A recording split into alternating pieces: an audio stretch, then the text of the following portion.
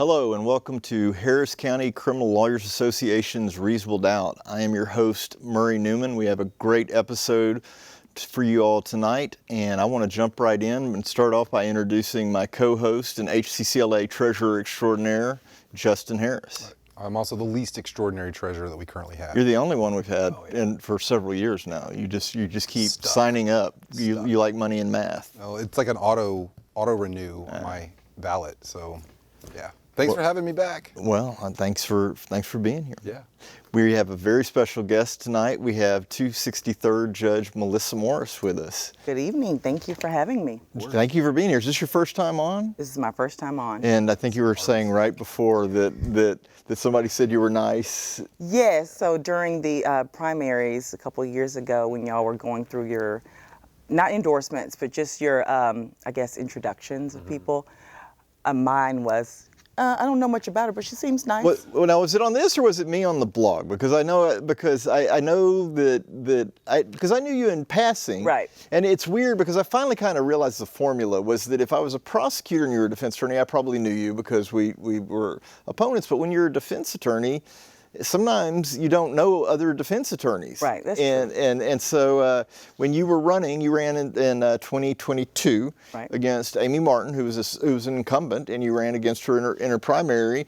And I was like, I know you in passing, but I didn't know you very well. But we've gotten to know each other since then, haven't we? We have, especially because my first year you were the president, and so we talked a lot. We did, and you and Judge Bell and a host of other judges have been very good friends to this organization and hearing us out and giving us a voice. And you come to our events. You're always at our 4th of July Declaration reading, and you have been somebody that we certainly appreciate your participation with our organization. Well, I appreciate that.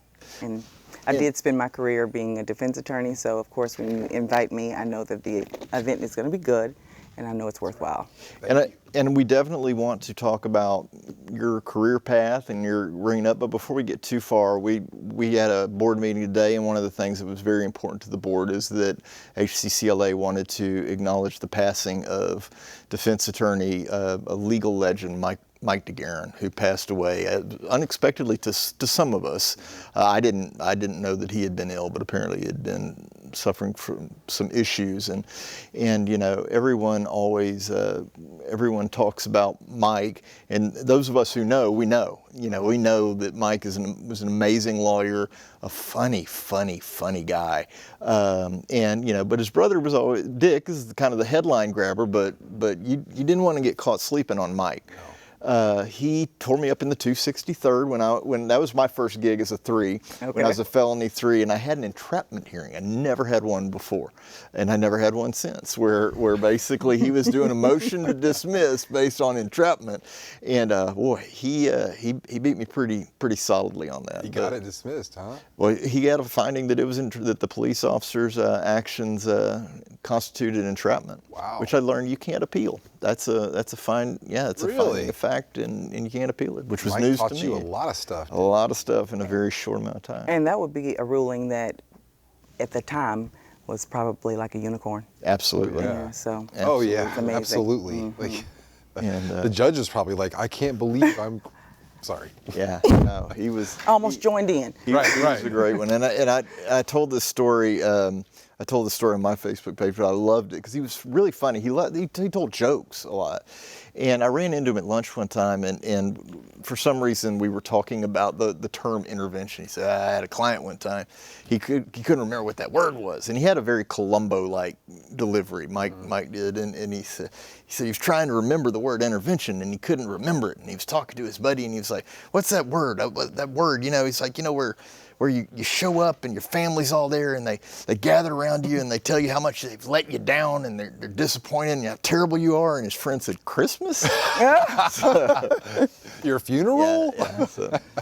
But anyway, rest in peace, Mike. Your contributions were amazing to this organization. We wouldn't be where we are without him. So. Absolutely. So, tell us about you. Okay. Judge Morris. Well, I'm originally from Little Rock, Arkansas, but I'm a transplant. I moved here in 9th grade when my mom married her college sweetheart. Oh. And so that was fun. moving moving in high school was fun. Sure. But of course, that's where I met some of my best friends, and then the four of us went off to Prairie View together. But I always knew I wanted to be a lawyer, and so then I went to Thurgood Marshall. I graduated in 2006, and then I came right into criminal defense. Awesome. I had some of the best mentors. I mean, Grant Hardaway, the late Grant Hardaway, the late Judge Overstreet, Morris Overstreet, and I just fell in love with just the practice, the hustle, the movement, and the good that you can do there. Mm-hmm. But I always knew I wanted to be a lawyer, and I'm sure you're gonna follow up and ask me about that.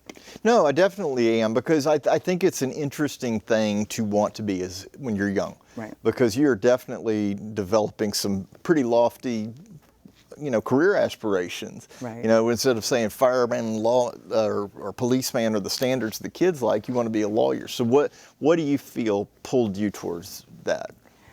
Well, it was a childish start, because I met a man who my dad worked with. My dad was a claims investigator at the time, and I told him that I wanted a candy bar, so he gave me a $10 bill.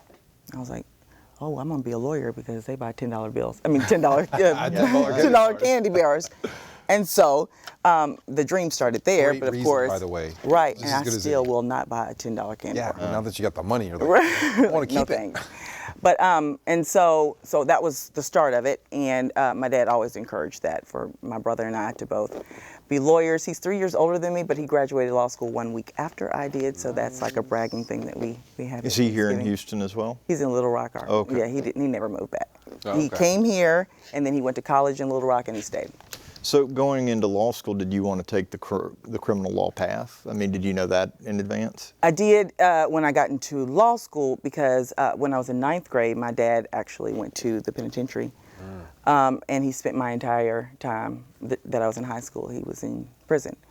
And so he was a Vietnam vet. He had served 2 tours, and he had a heroin addiction at one point, or a cocaine addiction at one point. And although he had been sober for a long time, he relapsed, and he died in a car accident. Oh, no. So, and it wasn't very long after, thank you, it wasn't very long after he was released from prison. So a lot of the last few years of his life, we were estranged and trying to rebuild our relationship. Right. And so I know firsthand that the people who go to prison are not the only people who are suffering Right. when incarceration is a part of your life. And that was, I'm not gonna date myself, but I guess I am. It was 1998 when he went into prison, and that was right after the 1994 crime bill, and we were from Arkansas, and Clinton's whole tough on crime. So I also understand unintended consequences, and so I knew that I wanted to be at least here, because I felt like in the criminal field you could do the most good. I mean, like, society would benefit the most from social engineers who really appreciate the damage that injustice can do. So you went into law school intending to come out and start criminal defense. Yes. Did you find, I did the same. I found along the way that I had a lot of people trying to divert me to the DA's office. Right. Go there, get experience. Don't worry about all the people you're going to step on as you get that experience, and putting people in jail for, back then, possession of marijuana and stuff like that. Did you have that kind of pressure also? I did, and it wasn't a matter of go there and get some experience. It was get some trials, Right. Be able to get on the list, things like that. But because I had the mentorship of like I said, Grant Hardaway and Morris Overstreet, who were solo practitioners at the time and brilliant attorneys, I kind of wanted to do that. Mm-hmm. So when I would work with Mr. Hardaway, he would teach me about the law, and he would also teach me where to get a suit tailored and things like that. So I although I had some other pressure, I think that the lifestyle that a defense attorney had certainly made up for all of the things I would miss. $10 candy bars. $10 candy bars, you get it. So did you work for, did you office with Grant when you came out? I worked with him right after law school. I interned with Judge Overstreet's cousin, Brian, my second year. And then my first year, I interned with Wendell Van Smith. Okay. Okay. And his partner was Ricky Anderson, does entertainment law. Okay. Well, as someone who did go into the dastardly DA's office, out of there, Stepping on people. it always has seemed to me, and this is something that I've always had admiration for anybody that went into law school and came out as a hang your own shingle defense attorney, is because I recognized that when I left the DA's office and came to the defense bar, that I had a tremendous advantage of, number one, having a lot of trials under my belt. That was fantastic. But I also had built relationships with the prosecutors that I was about to be dealing with, the defense bar that I was about to join, the judges that I'd already been practicing in front of. And it has always just seemed to me, it seems almost impossible for what those of you all who go straight out of law school into the defense bar to build a reputation and to build a practice and to keep yourself financially afloat.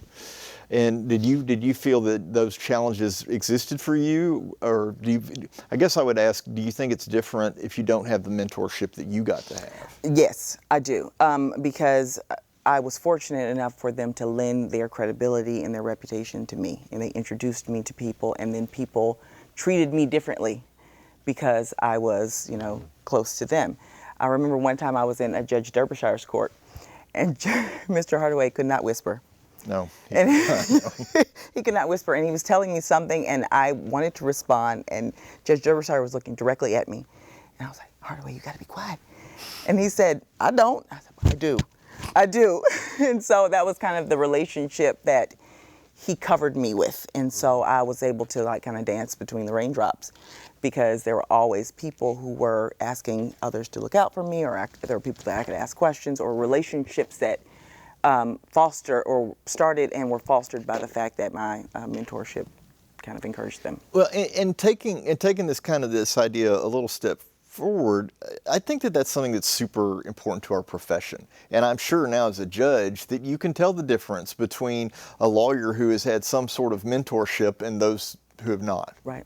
And the ones you're having to mentor through your rulings. That's painful to watch sometimes from the side. Yeah, we have a HCCLA has a strike force that deals basically when a lawyer's gotten in trouble, Right. and that's what I did before I became president. That's what I do now. I went back to that because I actually do truly enjoy that. Mm-hmm. But a lot of it really was we getting a phone call from a certain attorney that has done something and going, and you did what now? Yeah. Because you that wasn't a very good idea, right? The judge is probably right here. I'll come down and help you. And I'm like, Justin, but no, I've heard it so many times. Did you have a mentor coming out? I did. I had I went to law school with a very close friend, Jen Yeager. She was in my study group, and she knew Mark Bennett. Okay. And I gave my resume to her, and I didn't know who Mark Bennett was. Right. And she sent it to Mark Bennett. It was like, this guy's looking for an internship. And he said, does he want to get paid? And she asked me, and I was like, I just want experience. So she told him no. So Mark sent my resume. I didn't know this, but he sent my resume to the entire HCCA listserv with the subject line, free legal help. Right. And by the end of by the time I was in the car driving to Austin, by the time I stopped in Austin for the evening at my friend's house, I had 2 job offers, one from Dorian Kotler and one from Peyton Peebles, who went the more Murray Newman traditional route to the DA's office. So Dorian. No, both of them, Dorian and Peyton. Yeah. And then Dorian hired me away from Peyton middle of that summer, and then I came up under Dorian, and he stumbled over. I remember in his closings he would sit down he would rest and say, "State rest, Judge," and he was still in that tick of being with the state. But but know what you're saying. Dorian, lots of people knew Dorian, and I could stand in court and he was loud. And some people thought he was obnoxious, and he would say things, and I would try to not have the judge looking at me because Dorian's right here talking very loudly, maybe saying things that the judge didn't want to hear. But I got into some doors. At least people would see him and then they'd look next to him and see me, and then the next time they'd see me, they're like, "You're that guy who was here with Dorian," right. So there's something to that. There is, and then the fact that they were so confident because they were so knowledgeable gave you the confidence to make the arguments that you needed to make, even though a lot of times you should have maybe appreciated the fact that you couldn't make them like someone who had been practicing 30 or 40 years, but you needed to. It's a sad day when a defense attorney is afraid to even make the argument. Mm-hmm. And so I was taught, fight like a lion. You this is how it goes. It doesn't matter. You're going to lose. or a lot of times the rulings are not going to be in your favor. Fight anyway, Make a scrap. record. Make a record. And so, and don't be afraid to respectfully push and urge and reconsider and annoy. Just as long as you're being deferential to the court, you should argue. I mean, you should fight. So we heard her say that. You can be annoying. Yes. It's okay. District court judge said I don't can think be she was annoying. talking to me. I think she directed Mainly that me? more at you. Yeah. Okay. But and I dealt with. I don't think I ever tried a case against Mr. Hardaway, but I certainly knew him all my career. I mean, I started as a prosecutor in '99. I'm not with this hairline. I'm not afraid to date myself. But I think that so many people, so many kids that come out of law school that don't have that mentorship thinks it's supposed to be on like Law and Order. We're going to come out and we're just going to go sock it to the prosecutors. We're going to just start off on the wrong foot. Let's just start that way because that's what we're supposed to do. Right. But he was an extremely diplomatic man. Oh, yeah. And he was so friendly. Like it was almost like as a prosecutor, it was hard to tell Grant Hardaway no because you liked him so much. Right. And there was such a valuable lesson that I learned from him, even as a prosecutor, that this is a system where we can try to. We can take this from a collaborative standpoint, which is kind of what I recall him when he was trying to get what he wanted out of the prosecution was let's work together on how we can make this work for justice, my client, second chances, what have you. Yes. So. And you know what? So the balance of mentorship that I had, like Mr. Hardaway, like you're saying, he negotiated so beautifully. And he was almost so disarming and charming that you didn't think that he had all of the stuff that he needed to like drop the hammer if he needed to. And so then that was another surprise. So he's in there just, sweet talking and charming. And then if you say no, it's like, okay, pull him in, and so we were ready. So I knew that you had to do that. But if that's your personality to not be dogged or to not be, aggressive, then that's okay too, and you can also be effective. But then I had Judge Morris Overstreet, who has written laws, and so he was more surgical. You don't have all these discussions. You walk in there, you get the discovery, you set it for trial.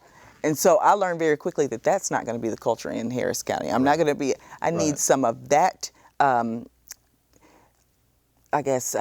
Knowledge of the law, command of the law, and I need to couple it with the way that Mr. Hardaway would certainly use his relationships, nurture his relationships. He knew your kids' names. He knew your everything that was important to you, where you went golfing and hunting.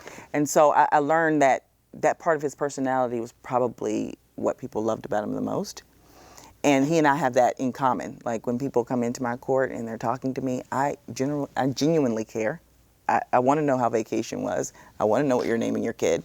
And so, not that I'm extra friendly, but I'm acknowledging the humanity first, and then we can do our jobs. And it just seems like, even though the law is still happening like it is in all 39 courts, here it just feels like it's not as mentally taxing, or to here, I mean, in 263rd, it doesn't feel as mentally taxing. And I just remember in the practice, most of the stress came from the anguish of what was going to happen on the worrying about what's going to happen when you get there. You're in court 15 minutes, but by 7 o'clock, you've gotten all these phone calls from your client. You've got emails from the coordinator. You're checking to figure out if what they just dropped in the portal is something you actually need, or when you go up to the judge and say, I need time to review something, is the judge going to say, well, they said that they gave it to you. So like all of the anxiety that came with preparing to go to even advocate for your client. And then when you get there, you have to make sure that you're not short and that these people understand that you care about them, and you care about them just as much as the people that you were talking to when you told them, like, hey, stop calling me, I'm busy. Right. And so there was so much to balance.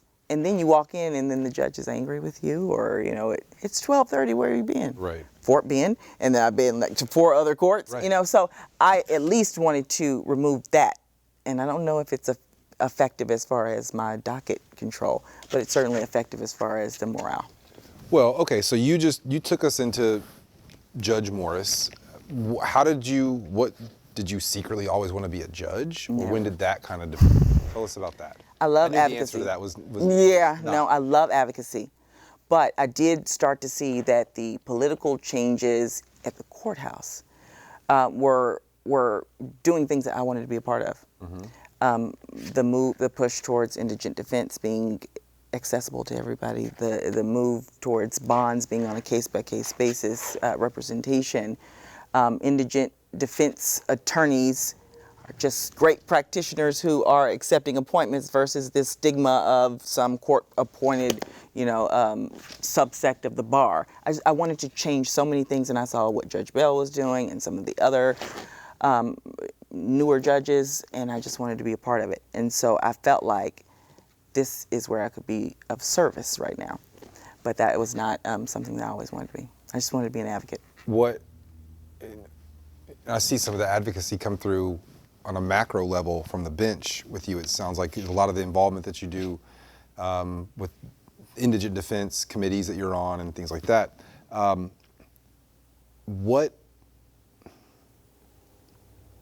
want to ask why the 263rd, but I'm not going to. What I will ask is, what did you do? How do you approach it differently than somebody else does? Other than what you've said, I like the humanity first and business after. I also think that's a pretty interesting thing, because when I'm standing in that line against the rail and I've got all those things coming through my head, when did I get that last discovery? I'm gonna go up there and I'm gonna tell the judge that I need time to look at it, and is the judge gonna think I don't really need time? Like, you can go out in the hallway and look at it and then come back.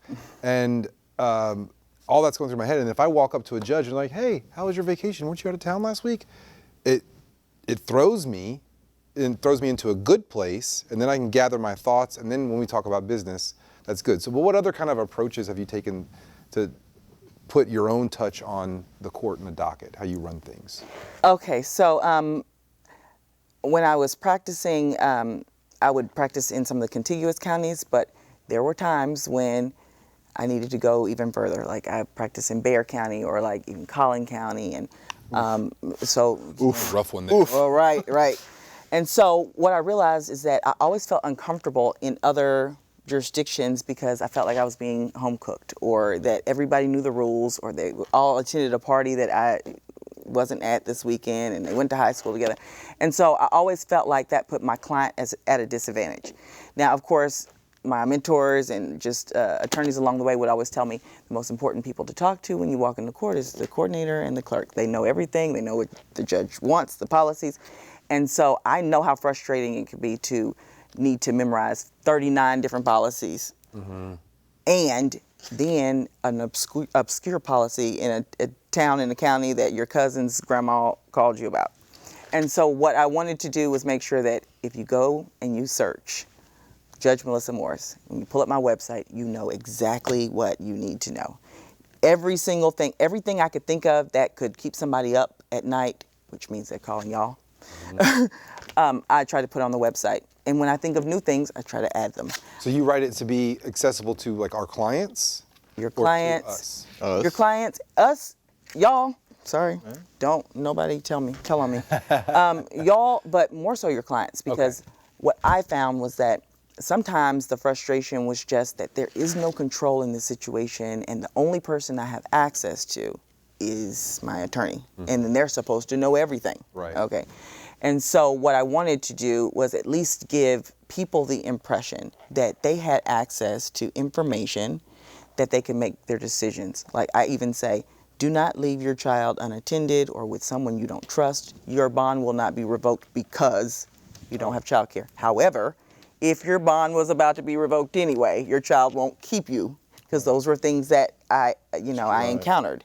I'd see, a client bring your child to court to keep from going to jail, but then also there were judges that would then take you into jail, and then CPS either has to come, or I remember as a young attorney, I would, okay, well, I'll hold your baby, I'll keep your baby until which is a terrible idea, right? A lot of liability. I've done it before. But I've done it because in that moment, you are their best friend, their confidant, you're their partner, not in crime, but just in life.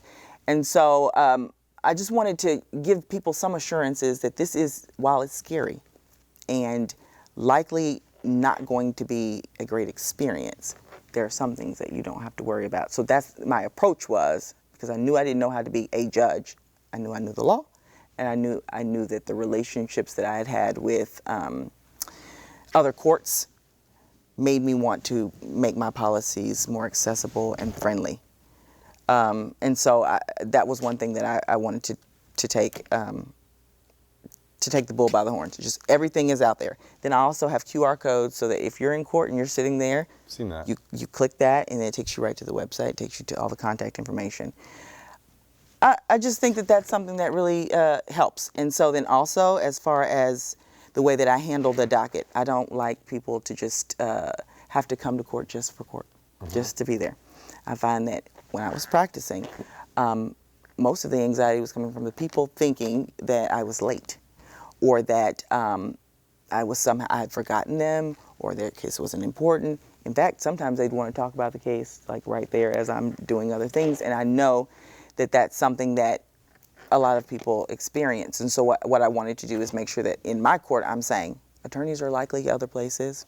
I'll tell you when to panic. And at about 11:30 I'll say, hey, respectfully and calmly, go out and let your attorney know that I'm about to finish docket in 45 minutes. They'll know how to handle it. Or I'm about to start trial. They'll know how to handle it, so that I can put the power back into the attorney's hands. And so then when they come in, they're not getting fussed at by their client and then going to the prosecutor and then having maybe some type of, negative, I guess, what's the word I'm looking for? Just a lash out maybe, or experience. Yeah, like they're mad at us. It's more difficult. Association. Like, Right, I love it's that more approach difficult to for it. you to be like Mr. Hardaway if you just got all the way cussed out in the hallway and then you come like, your own client. Now you're like, hey, what are we going to do here? I gotta help go. this guy who just yelled at me. Right. Well, So I think that when helps you things. when you were on the defense side, did you do indigent defense? I did not. Okay. Right. And this is something, and I know you don't want to talk. We don't want to talk about too many specifics, but I do indigent defense. Justin does indigent defense, and there's been, I think it's been a pretty tremendous shift over the past. In my time as a defense attorney, I guess I've been on the defense side of things for about 15 years now, and it seems like it's certainly changing. And you participate in committees. You participate in committees for the committees. So, and we talk a lot in HCCLA about your willingness to hear us out and get get the input of the defense bar. And so, without going into any specifics, but generally, what is your vision of what an ideal indigent defense system should be? If you're comfortable answering that question. Okay, I am comfortable answering the question, but may not be satisfactory, because what I am imagining is a system in which most private practitioners feel some obligation or some incentive or some motivation to be a part of the indigent defense program. I don't think that there should be like a appointed attorney and a free world attorney. My ideal system is that every person has access to the same type of justice, and that includes representation.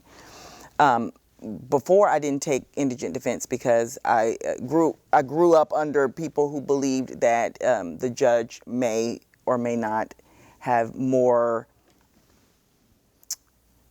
restrictions on an attorney that they have to manage budget for versus a person who is being paid by their client, and that person doesn't have the restrictions of time or experts or all the resources. But if an indigent defense bar had those same resources as the DA's office, and every person had access to the same type of justice, whether they had the $10,000 that it costs for a retainer for whoever, or they could get that caliber of attorney, from an appointment, we would really have a better criminal justice system as a whole. And I think that it's better for the bar as well, because I didn't go into the DA's office, and I recently started trying to apply to do my board certification. And I'm finding that it's so difficult for me to gather the expertise area, the experience, the categories in which you need to have a certain amount of experience. But had I gone to the DA's office, perhaps I'd be prepared at 5 years versus now I'm in 2 years, maybe 20 years, having passed the bar. And so if a private attorney participates in an indigent defense system where they have resources and trials are not determined by whether the family can afford them or whether they've been in jail for however long, and they could actually put those trial skills to use, or they could sit second chair on other trials and then develop that, then as a professional, they can excel. So it's not just for the people who need the representation, although that is the focus. The rest of us are just kind of conduits for that greater good.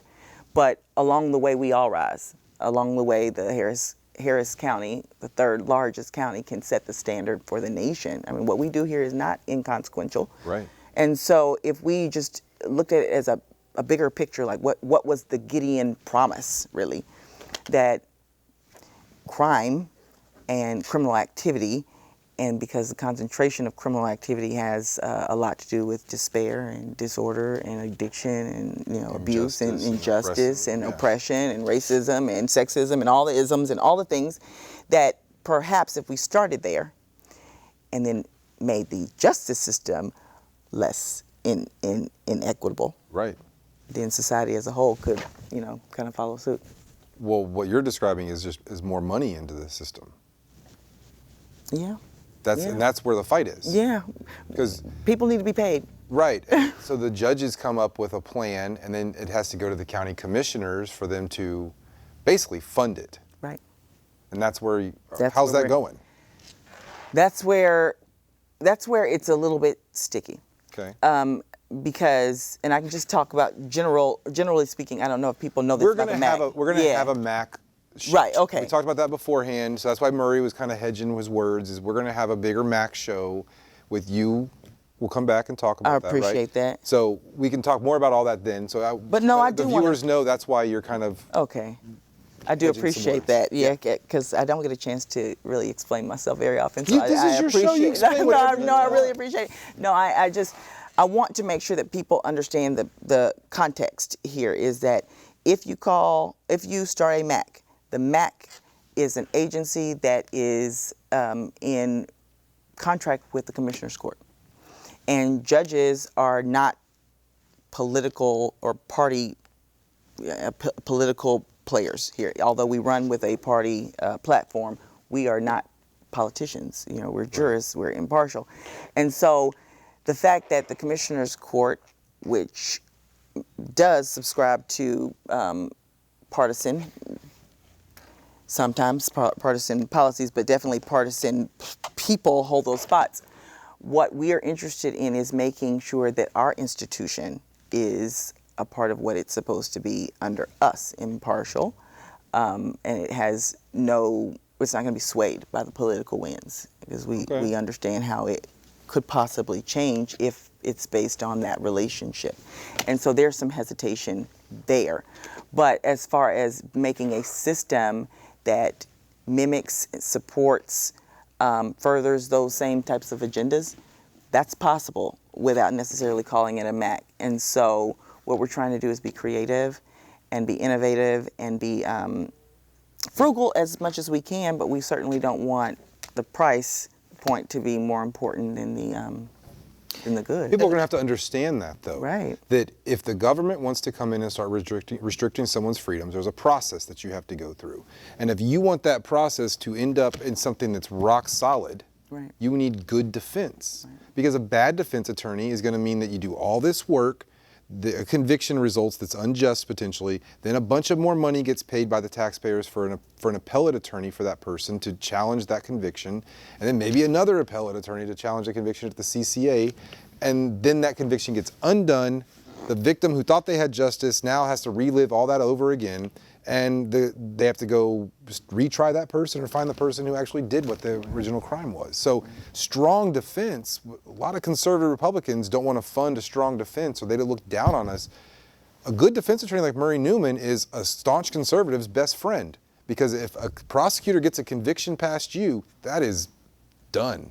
That is a rock solid conviction, right?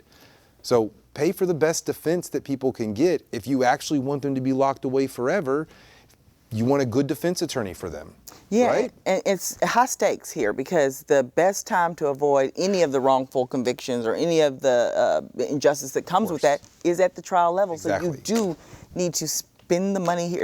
It's false economy even to say I'm going to be stingy here. Right. When you're then going to have to appoint an appellate attorney, you're going to have to deal with wrongful convictions or payouts or housing someone in civil jail and stuff too, like right. that, of course. And then if there's a conviction, I know that once it's overturned, then people are reinstated and not disenfranchised, but there's a direct correlation between incarceration and early mortality. Oh, yes. Even. So, I mean, we're talking about big losses when we're pinching pennies here. Right. And I'm not trying to be irresponsible. I know that it's a part of the goal here in government is to make sure that taxpayers are spending their money responsibly, and the people they elect to do that are doing so responsibly. But it is responsible. And when you're talking about fighting crime, you're also talking about the facts, the things that cause crime. And then you have a good defense attorney or a good defense attorney system where you look at a holistic approach and you help people get their mental health Treatment, then their housing, all that. you know, and those kinds of things will reduce recidivism. It's just a fact. Proven. It's proven. And so I think that we just need to stop thinking that saving money here is going to Actually really save money. Yeah, no, you're exactly right. Thank you. And Sorry. you would agree with me that right now, for Harris County, we actually have a pretty receptive commissioner's court to spending that Yes. money on these programs, which we haven't always had. Right. And there has been a lot of change. Has it surprised you, though, because I've been part of these meetings, how much division there is, though, within the defense bar on what improving indigent defense means? Has that caught you off guard any? Yes, I will say that, and I acknowledge that this commissioner's court, they're doing initiatives on trying to reduce jail population and things like that, and indigent defense has been a very serious topic, and so we're working with them all the time, so that is great. I was just wanting to highlight earlier the fact that because that could change, we just wanted the institution to be something that is unchangeable, you know, set up in a way that. But I am finding some of the feedback from the defense bar to be a little bit surprising. So when I was practicing, I didn't even know very much about the list. I thought that there was like a once a year thing. You took a test. It was very difficult there for a while. So there were a lot of people who did not even know how to get involved. But now that there are so many people who are allowed to take appointments, I know that the judiciary is seeing a benefit in the fact that people are not as overburdened, and we're getting new people on the list who have less cases, and they're getting more experience and things like that. But I'm hearing feedback from the defense bar, especially from people who are making a lot of money. You know. You can look up what I make, but a lot of money. We know what we know, right? Yeah, okay, and saying that they're making 15% less than they did last year, and while I can definitely imagine that that's upsetting, that doesn't feed into the bottom line of what everybody else is trying to do. So while I hear those complaints, those are not the ones that I'm bringing to the forefront. But I do find that some things about the autonomy that defense attorneys are afraid to lose, I find that to be very valid. Whoa. Say that again, because everybody thinks that y'all don't pay any attention to that. I know differently, because I've come to the working group meetings. Oh, I find that very valid. I found that to be a very legitimate fear. And I know that part of the benefit that I was a single mom practicing as a defense attorney, and I know that part of the value of that is that you have the freedom. Mm-hmm. You have the freedom to decide when you work or for whom you work. If a client is difficult from the onset, you say no thanks. Mm-hmm. No, I'll refer you, or just please leave, or whatever. However you choose. And that restores some of the self-actualization of being a lawyer. There are harder ways to make a living, y'all. So I mean, right? Like being a lawyer is a privilege. It's revered. And so I think that part of what people are saying is, I don't want to be told where to go and what to do and how long I can spend on this client, or whether I should watch all the body cams or a few of them. That's not the position that the judiciary is taking, especially the FDAMS committee, who is mostly run by people who were defense attorneys.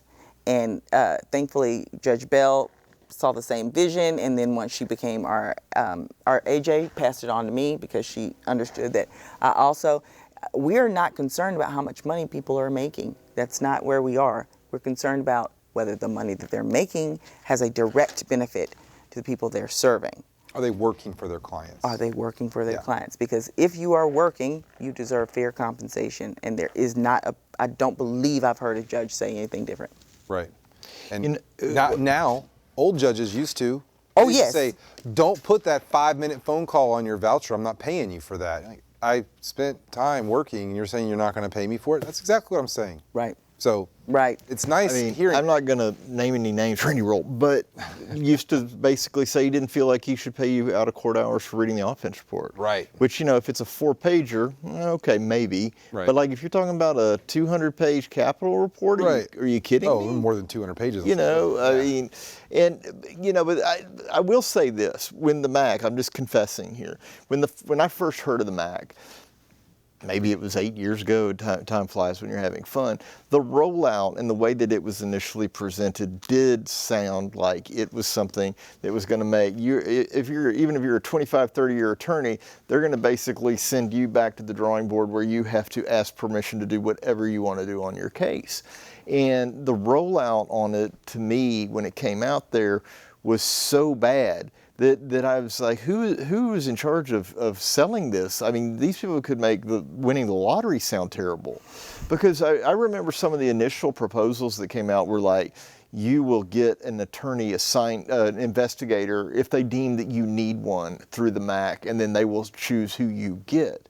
And at that point, I've got a cantankerous-old investigator that I've been working with, for 12 years now, and we work well together. He reads my mind, and I was like, I don't want a different investigator. There are a lot of great ones, but I like mine, and I don't suddenly want. And I remember on the examples when I was talking about, you do not want to have attorneys like Tyrone or Danny Easterly. Suddenly, they're going to have to report to somebody before they make these decisions. And Right. so I think that, my gut reaction in opposition to it was that lack of autonomy.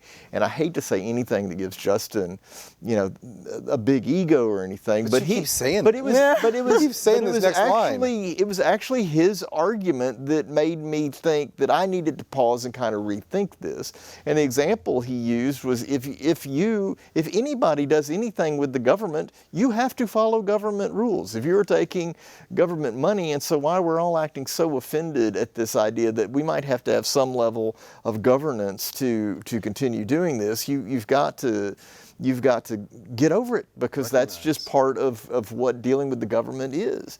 And I've been to these meetings too, and I know exactly what you're talking about when we talk about that there are some people that it's almost cringeworthy to listen to their arguments, because they're clearly just talking about how it affects their business and not the overarching idea of what we're supposed to be there for, which is the quality of indigent defense. Right. And I've seen you on the bench where I can just tell you're absolutely exercising the utmost judicial demeanor, but I could see on your face in some attorneys that it pains you when it becomes painfully obvious that these are people that have not done their jobs, and they've had plenty of time to do it. And I've seen that. And quite And it's frankly, happening when there's somebody in orange in front of you who's asking you to sentence them to time in prison based on their attorney telling them you should take what the state's offering. Right. Or And just then saw 'em for the you're first sitting there time. going like, No, I'm gonna reset it a week. yeah, yeah. No.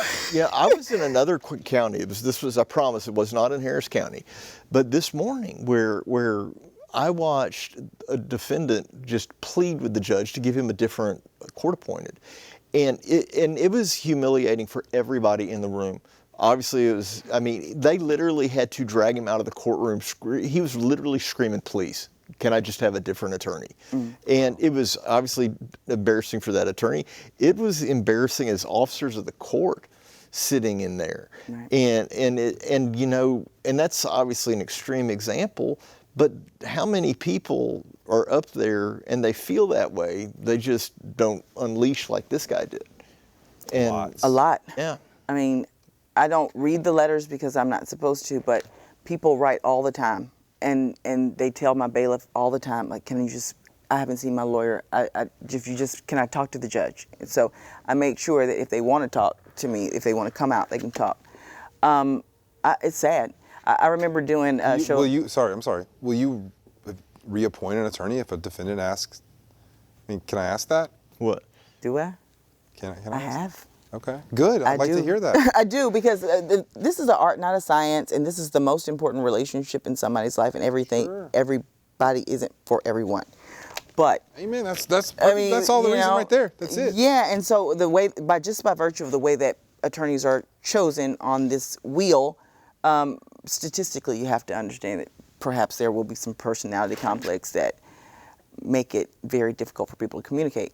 But if you can't communicate because of the personality discard, and it may be the fault of neither, but if you can't, then it's ineffective, and so I haven't done my job, and so I will appoint someone else. But I was doing a show, I guess it was around the pandemic time, and I remember there's my favorite quote from Charles Hamilton Houston. Says, lawyers are either social engineers or parasites on society. And so I was doing a show, and I said, I don't think that people really understand, it was during COVID, I don't think that people really understand that the failure of social engineers could almost be as deadly as medical and scientific engineers, because we're dealing with people's lives, but it's just a slower, death. When you're talking about your person leaving, your client leaving in shackles, and you haven't read an offense report, Right. or you don't speak their language. Yeah. Okay. Or all you've done is read an office.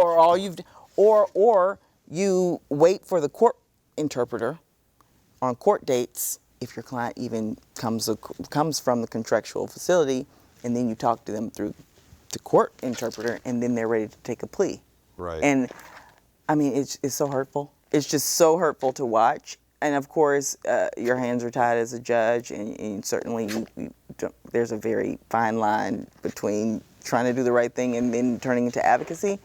But I find that I sleep better if I just appoint somebody else. If I just appoint someone I know will be competent, or at least will seem to care.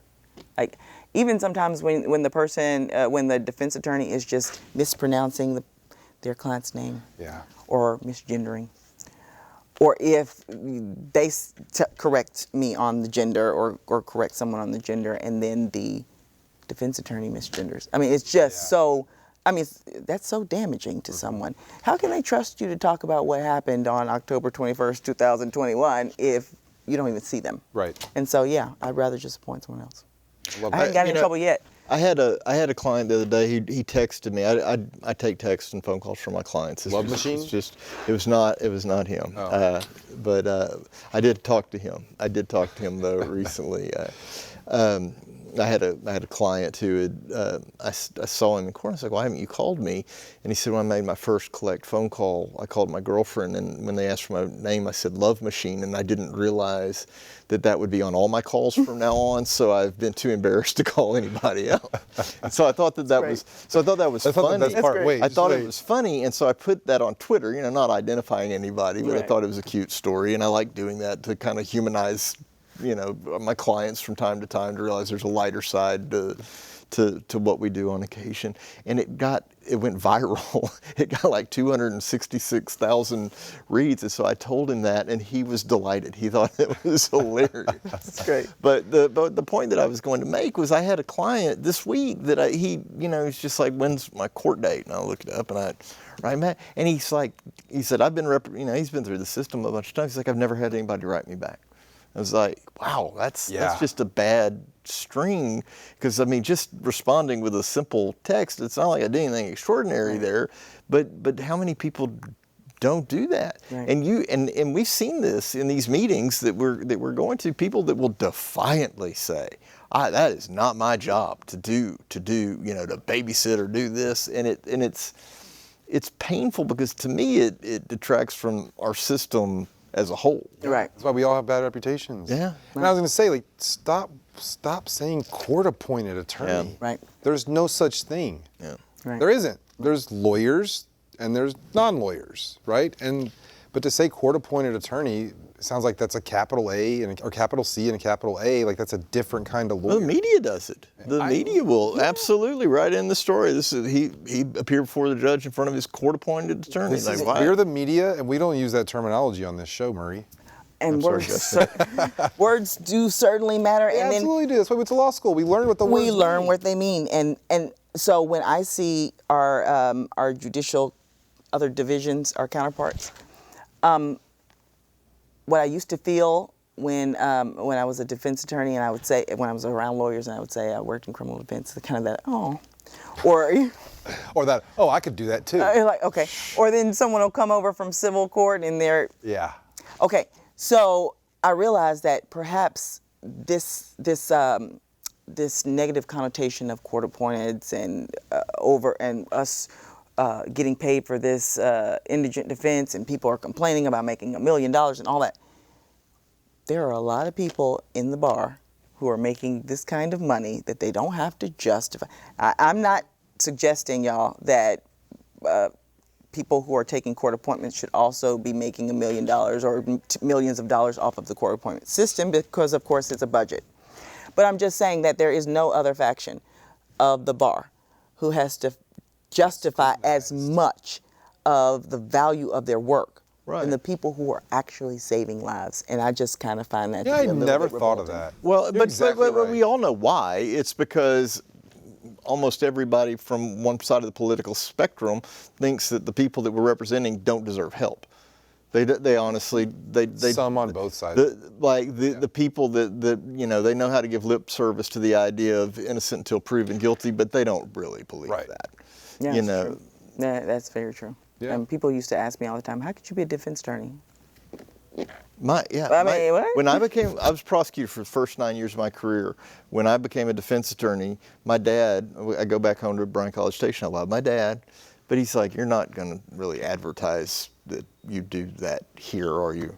There was an element of like, let's not sully the family name with By your new defending the Constitution and and all that. Like, okay, Dad, thanks for the vote of confidence. I won't be buying all my paper from you, Dad. Right, yeah. Guess you won't be doing my flyers or my mailers.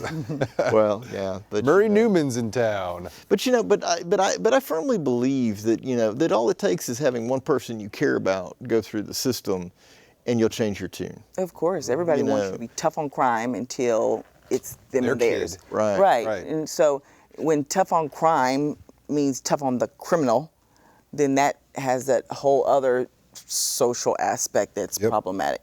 The otherism. Right, the otherism. So what it is that you are representing people accused of offenses. That's just it. People, citizens, us, accused of offenses, and this is how we keep Harris County safe.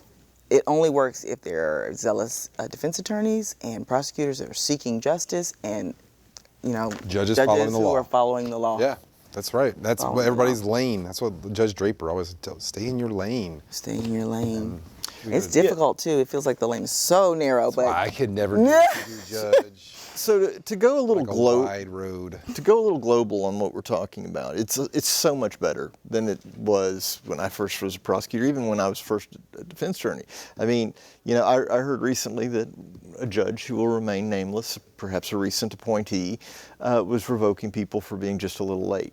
And I was like, that idea seems so archaic to me. Like who does that anymore? On revocation, but they are at court. Being late, Yeah. like They're here. they showed up at all was and I look at that and going into that we have come a long way from that. Right. I mean most judges I know will say they have till tomorrow if they're not. If they will give them a pass today, but tomorrow if they're not here, most judges I think that's the baseline. Will say they need to be here tomorrow. Yep. Right. But one of the things that Judge Bell said in the last meeting that I attended is that as we were trying to do these plans, is how do we craft a plan to make sure we don't ever go back that far again. Yeah. And is there an answer to that? Is there anything? Is that the rule of perpetuity? So that can we do something that insulates indigent defense from here on out? Is it possible? That's the hope. And I think you articulated beautifully the judiciary's fear. Sure. Is that, yes, like for me, when you say my client's not here, well, do you know where they are? Or have you heard from them? But I know that that's not everyone. And the truth of the matter is that you have 39 kingdoms or queendoms there, and that's already very stressful. I was told when I first got on the bench that if I wanted everything to be uniform, my policy would be more like others. And so I decided, well, at least here, I'm going to do it this way. And so I know that every judge is doing what they believe is best. But I do have sympathy for people who like had my court and then got transferred to a court where now if you're late, because I'm sure that was a culture shock as far as that's concerned. And I don't know that there's anything that we can do except for continue to participate in the electoral process. Right. And make sure, you know, y'all fire and hire. And so, yeah, like you said, I ran against Judge Martin, but she was in the same party. I had some different ideas, and so I threw my name in the hat, and the voters decided, and that will happen every time. And if the voters are not requiring us to come and speak and answer and holding us accountable, then, you know, certainly they're not going to get the atmosphere that they want in the courthouse. Yeah. So call me. It's by so fast. I'll come. It goes so by fast. Like I can think of. Don't apologize. No, Like I'm thinking of other things that I want to talk about, but they're like they're we're at gonna have least her back. 15 minutes worth of 15. No, it's fine. We can. Like I'm a mom, I I probably spilled have my a water. bunch. It's fine. It can be like this for 2 minutes. Yeah. But like every topic I'm thinking of is is a solid 15, 20, 30 minutes. Yep. But what can we talk about? We're down to 1 minute. Well, no, everything I have, I want to go into like a Yeah, bigger there's thing so about much. Mac. Yeah. I do think it's good that one thing I really like, and this seems really minor, so roll your eyes now, Murray, but when a I'm gonna roll judge them in 1 gives minute. us some patience and understands that we are in 4 different courts, maybe 2 or 3 different counties in one morning, that way I don't have emails at 9:30 from your coordinator saying, you have a client on the docket today. Like, I don't know that. Like, I don't need your passive aggressive email. Like, straight up tell me, like, we want to know where you are. And, so I appreciate a judge in a court that gives me till 11:30 to have and then doesn't freak my client out. Yeah. Like, get your lawyer lawyer, call your knows what lawyer, to go out in do. the hallway and call your lawyer, find out where they are. It's like, they'll know what to do. That's awesome. That's brilliant. Just tell them this and they'll know how to handle that. Right. And they have 45 minutes. I can get there. Because I'm like, Galveston, I can't. my thought is I can't even be effective as a judge if the lawyers, defense or prosecutor, are so unhappy in the court that they can't give me the product. Right. I can't, worship the goose or the golden egg, but certainly if you're happy enough, like you can't have a million resets, but if you're happy enough to know, I trust that you're an officer of the court and you're not dishonest generally unless you show me something different. And I hate to cut you off, Judge, but they're telling us we've got to Okay. wrap. No, Thank you so much for being our guest tonight. We want to have you back very soon to talk about these other topics because I can think of at least 10 off the top of my head. Thank you all for tuning in, and we will see you in 2 weeks. Thank you for having me. I really enjoyed it. Yes, thank you. We didn't even, did we